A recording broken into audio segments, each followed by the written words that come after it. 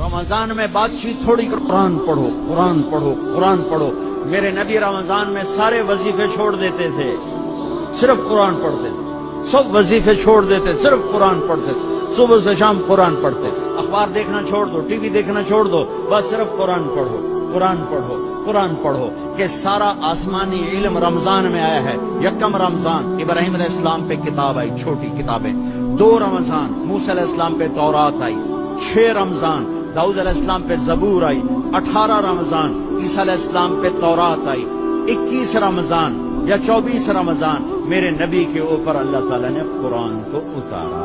یہ آسمانی علم کا مہینہ ہے, یہ آسمانی علم کا مہینہ ہے. اپنی بچیوں سے, اپنے بچوں سے, اپنی بیگمات سے, اپنی ماؤں سے کہو کہ بس قرآن پڑھو قرآن پڑھو قرآن پڑھو. میرے نبی مستقل اور رمضان میں جبریل آ کر اللہ کے نبی کے ساتھ قرآن کا دور کیا کرتے تھے. جبریل بھی آتے قرآن پڑھ جائے, میرے نبی کو سناتا تھا, پھر میرے نبی جبریل کو سناتے تھے.